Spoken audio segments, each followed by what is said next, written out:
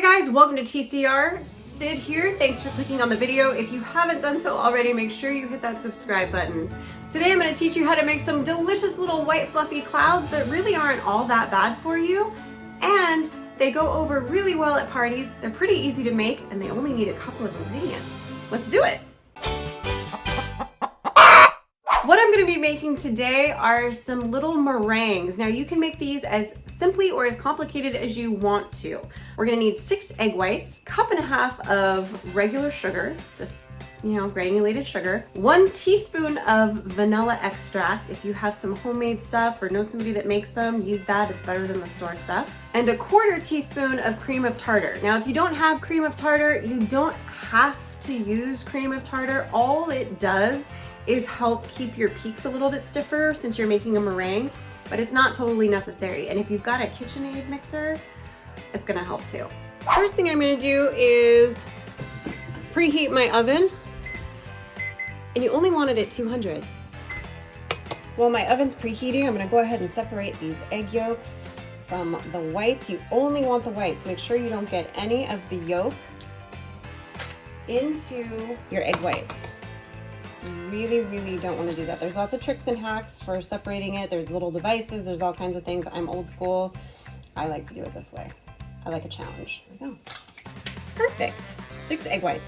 Now I'm going to go ahead and dump my egg whites into my mixer and my measured out vanilla and cream of tartar, which are mixed together in there. Let's get this bad boy started. Now we're going to do this slowly until soft peaks start to form before we start adding in any of the sugar.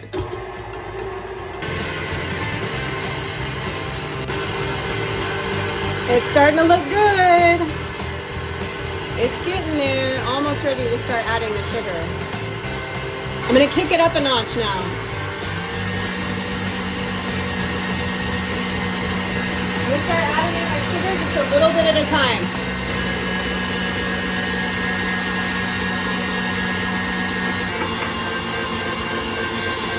It's looking good, guys. Let's check it. We're gonna do our peak check right now. When you lift your beater out, if it makes that nice little starch peak connecting to the bowl, I say it's done. I've got my baking sheet here and I put some parchment paper over it.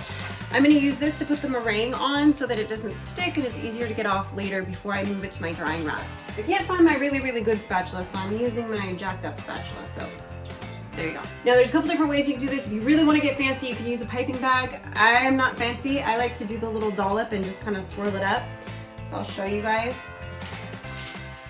And you should be able to get these all on one tray. And then you just kind of smooth them out a little bit. Mike always teases me. I'm really good at making things that taste good, but I'm not very good at making things that look pretty.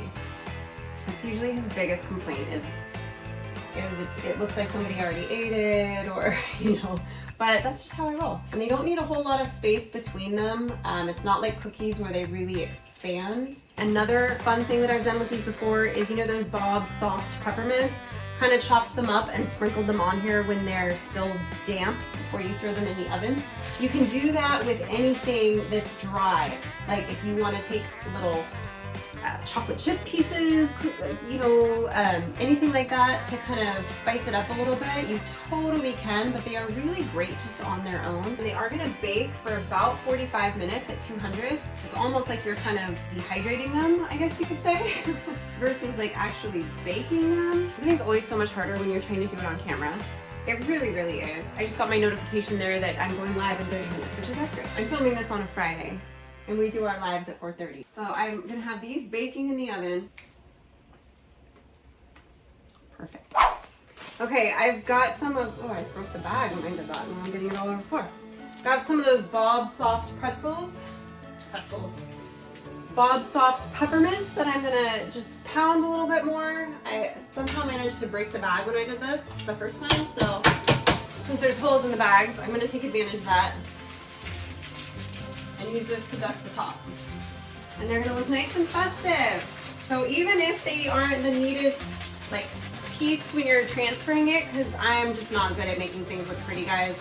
It's the legit fact. This will still Bump it up in here and give it a little bit skosh of peppermint. All right, let's throw these bad boys in the oven. I just put them in the oven for 45 minutes at 200 degrees. Then once that timer beeps, all I'm gonna do is turn it off and let them sit in the oven for about 30 minutes or so before I move them to my cooling rack to let them finish cooling off, and then we'll take a look. So I just pulled these out of the oven, guys, and they look amazing. So I ended up baking them for 55 minutes because I did make some of them a little bit larger. And then I let them sit in the oven after I turned it off for another 30 minutes. And now I'm just gonna go ahead and take them off of here and stick them onto my little drying rack here so they can just kind of finish drying out. That's when it's gonna give it that like nice, airy, fluffy, but just a touch chewy in the very, very center. That's like my favorite.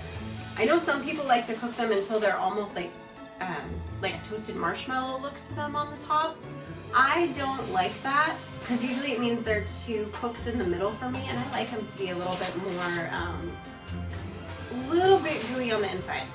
Call me crazy. And I'm using my own chicken eggs, so it's not like I'm super worried about, salmon, vanilla. You're basically, dehydrating it a little bit. You see all those little peppermint flakes on there? They just give it that little extra holiday look to it. So I'm just gonna let these sit here, but they are ready to eat. But before you put them in a container, you really do want them to sit on a rack like this so that there's no moisture left in the container, because you don't want your meringues to be little soggy hot pockets. You really want them to come down to like room temperature. I'm gonna try this little piece here with a little peppermint on it. Oh my god, it's so good, you guys. Yes, it has a lot of sugar in it. It is that time of year right now, and there's really no getting away from having a little bit of sugar in some of your treats. But I'll tell you what, as far as, it basically just being egg whites and some vanilla extract, pretty dang good. You can't be mad at it. So I've got the whole recipe down below in the description, you guys. So make sure and make these this holiday season. They are super easy, super fun. You can't screw them up, and they are a crowd pleaser.